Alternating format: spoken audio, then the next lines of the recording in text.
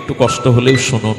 এই শিষ্যের কাজ ছিল অপ্রকট ভগবান বা বিগ্রহের থেকে গুরুর প্রতি তার অনুরাগ সেবা বেশি ছিল।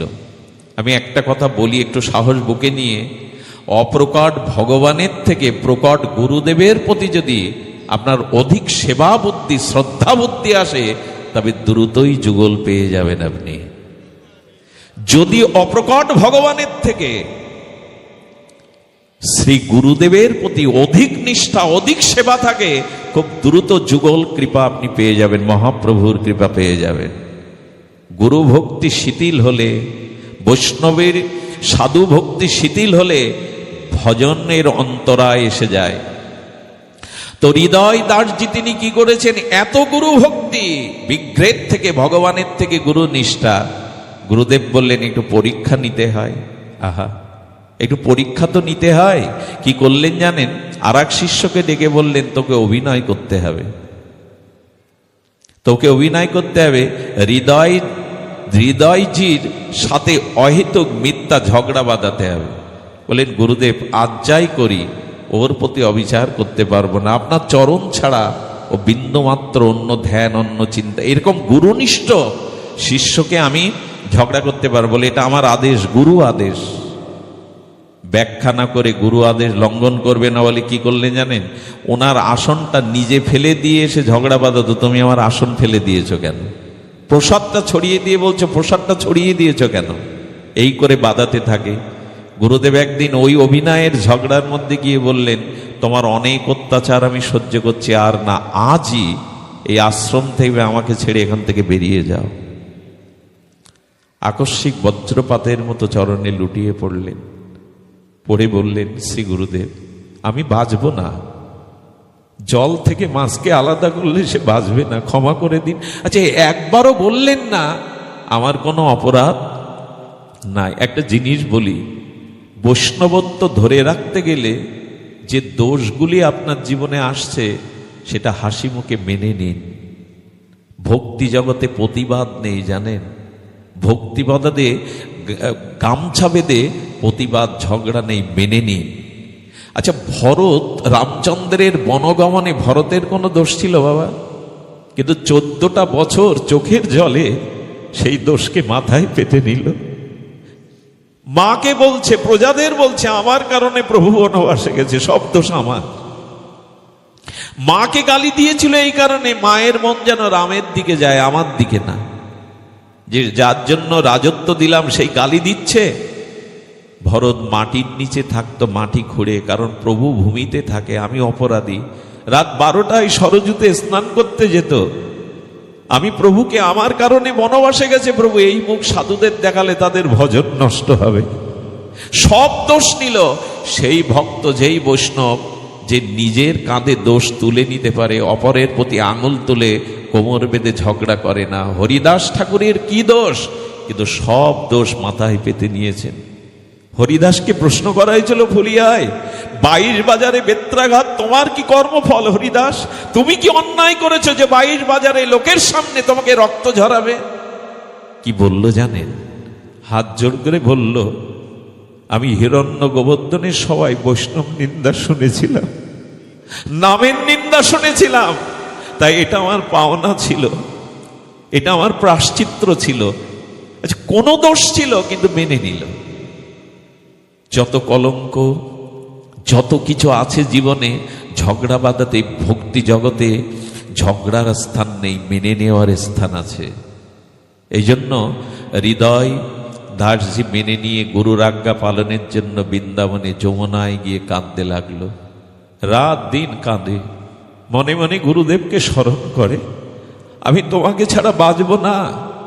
কিন্তু ওই যমুনার এক ধোপা আর গৌরীলাল কুণ্ডের বাবাজির কাপড় ধোয়ার কাজ করতেন, কাপড় ধুয়ে গুরুদেবকে দিতেন।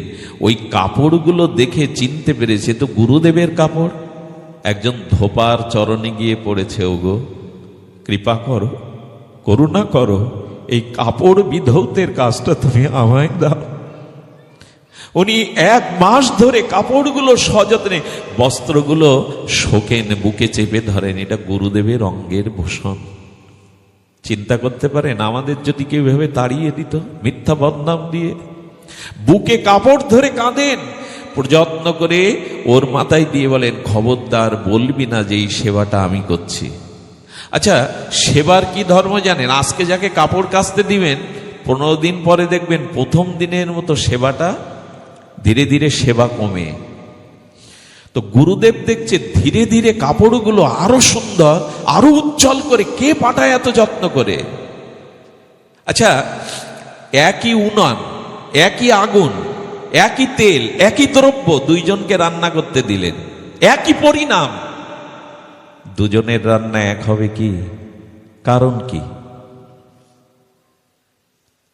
একই তেল মশলা উপচার, একই আগুন, দুজন রান্না করলো একই বস্তু, একসাথে হয় কি? হয় না। কারণ যে রান্না করছে তার ভাবটা ওই ক্রিয়ার মধ্যে সঞ্চারিত হয়। হোটেলের রান্নার মায়ের হাতের রান্না এক হয় না, ওর ভিতরে ভাব যায়। এই জন্য ঠাকুর সেবা মাঝে মাঝে নিজে হাতে করতে হয়, ভাবটা সঞ্চারিত হয়। তো কি করেছেন? ওই কাপড় দেখে বলছে, এই শোন, সত্য করে বল, আমাকে মিথ্যা বললি না, এই কাপড় কেচে কে পাঠায়, তুই না অন্য কেউ? ওনার সামনে কে মিথ্যা বলবে? নরহরি দাস বাবাজি মহারাজ সিদ্ধ মহাত্মা চরণে পড়ে গিয়ে বললেন, ক্ষমা করুন, হৃদয় দাস আপনার কাপড়গুলো কেচে পাঠায়, আমাকে বলতে নিষেধ করেছে। ওকে গিয়ে আজই বল, ওই জন্য বৃন্দাবন ছেড়ে চলে যায়। গুরু আজ্ঞায় তো বলবান, যখনই বলল ছটফট করে কাঁদছে আর বলছে, গুরুদেব তোমার চরণ ছেড়েছি, আশ্রম ছেড়েছি, যমুনা ছাড়ব, তবে ব্রজে ভূমেই থাকবো আমি। মথুরায় গেলেন।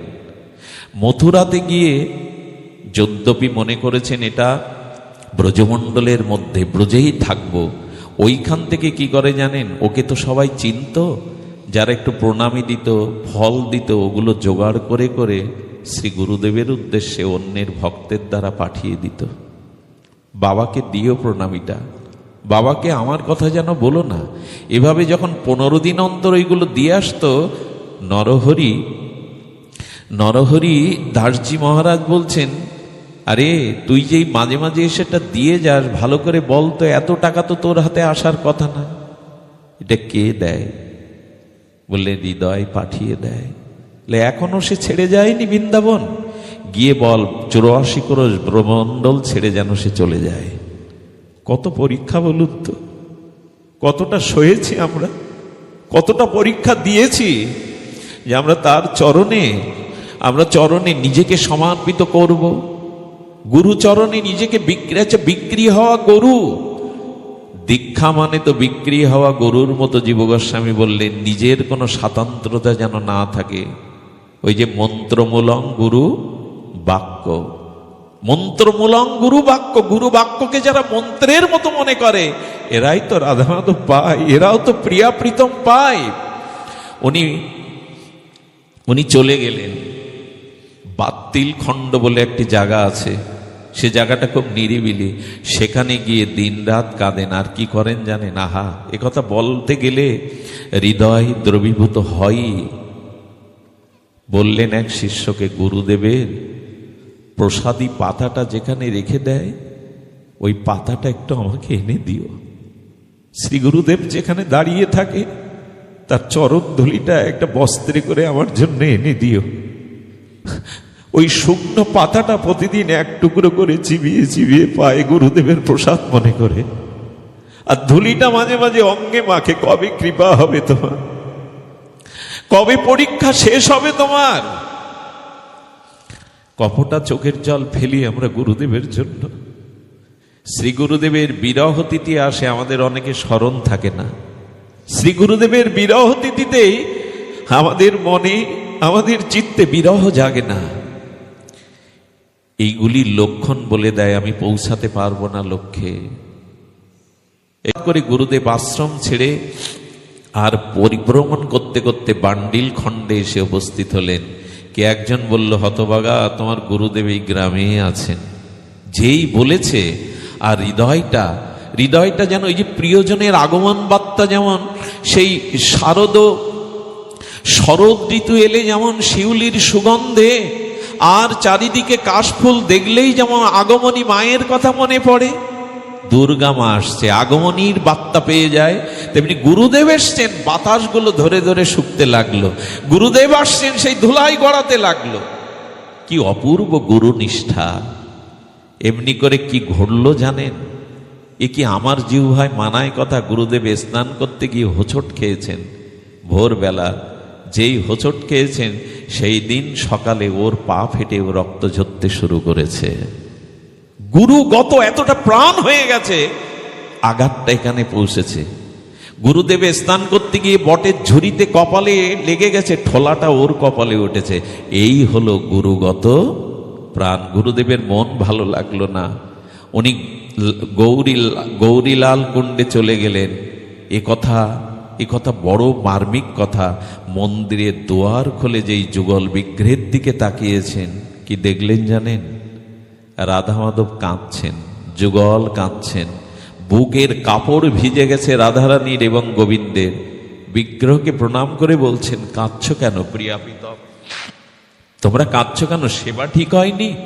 সেবা অপরাধ হয়েছে? কাঁদছো কেন? বললেন, কাঁদছি হৃদয় চৈতন্যের জন্য। আর কত কষ্ট দেবে তাকে, আর কত পরীক্ষা করবে তাকে। তুমি কাঁদছো ওর জন্য প্রভু? বলেন, গুরুনিষ্ঠ এমন ভক্তের চোখের জল আমার চোখেও জল এনে দেয়, ওকে এনে দাও আমার কাছে। গুরুদেবের সিদ্ধান্ত দেখুন। বললেন, প্রিয়া প্রীতম, তোমরা যদি না বলতে এ জন্মে আমি ওর পরীক্ষা শেষ করতাম না। আমি পরীক্ষা নিলাম, তুমি কবে বলবে তোমার চরণে ওকে আনতে? তুমি কবে বলবে ওকে আমার চরণে আনতে? এই জন্য গুরু নিষ্ঠা যাদের আসে না, ভগবানই বলে দেবে ওকে আমার চরণে আন। ডাক দিলেন, হৃদয়ে জড়িয়ে ধরে বললেন, আজই তুই রাধা মাধবের হলি, এই নে আমার গৌরীলাল, আজ তোকে দিয়ে দিলাম চিরদিনের মতো। সেই থেকেই গৌরীলালের ভক্ত হয়ে গেল।